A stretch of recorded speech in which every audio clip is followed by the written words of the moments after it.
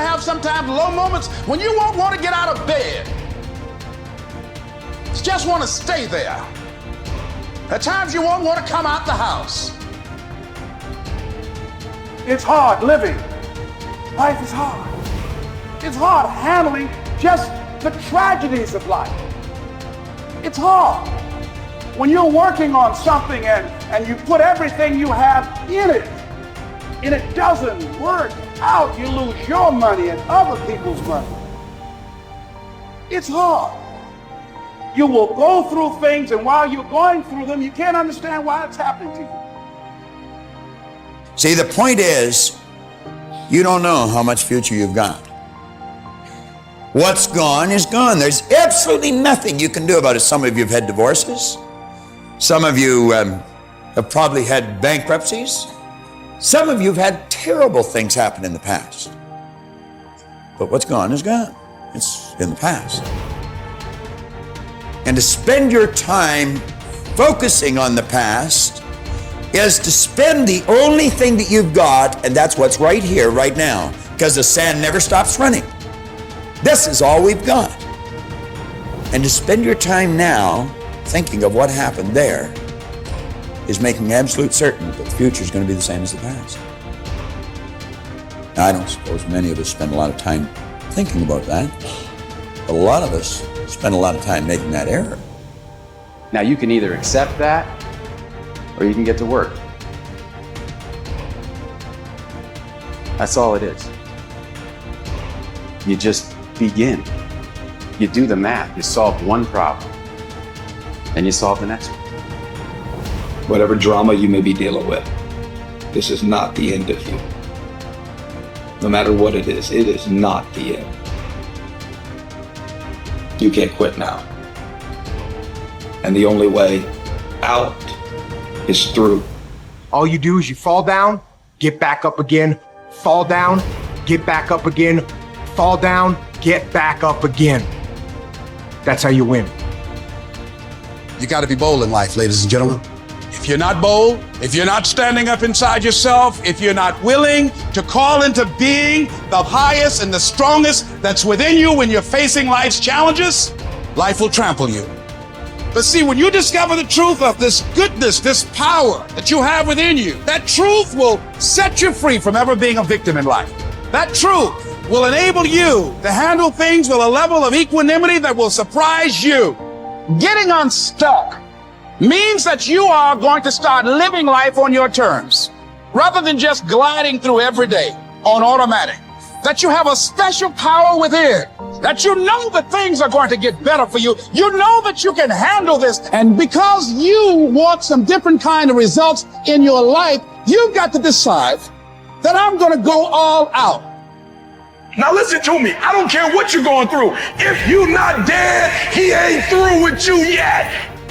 As long as you waking up, you still in the game. As long as you alive, you can still make it happen. As long as that breath in your nostrils move, you still in the game. You still can win. Now get your butt up. Why do you keep crying? Why me, God? Why did I get MS? Why did I get cancer? Why did my mama die? Why did I get fired? Listen, you got put through that because what that does, that tension produces greatness. Stop running from it and run to it. Lions don't cry. Lions don't give up. Lions don't quit. Lions hunt. That's what we do for a living. We turn tragedy into triumph.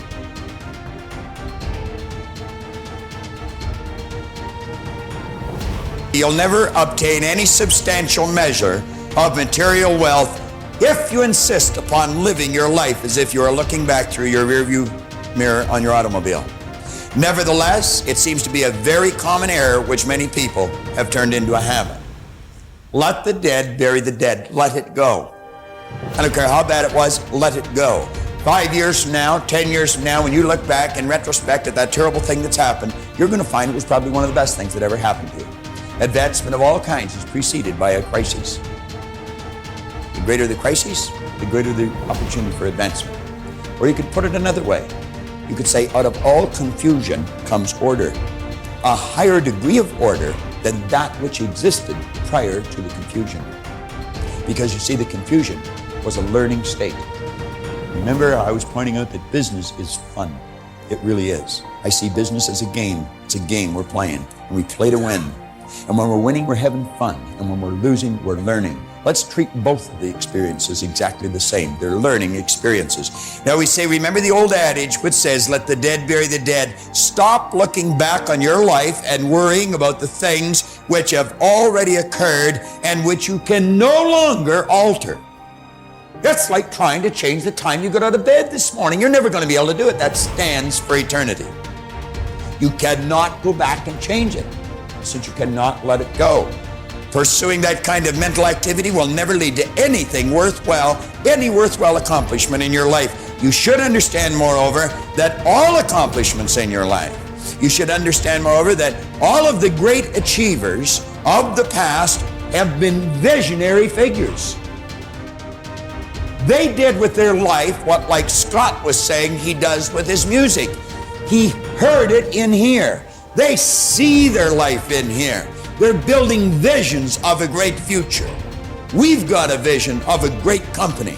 We've already got a great company. We want a better one. We serve a lot of people. We want to serve more. And as we do, we receive greater rewards. Because we receive greater rewards, we become more comfortable, more creative, we can provide more service. It's a beautiful cycle that we're in. Looking into the past is a self-doom fulfilling cycle. You just keep getting it worse, worse, worse. We've all done it, so we know what it's like. These visionary figures were men and women who projected into the future, and they did not belabor over things which had already passed.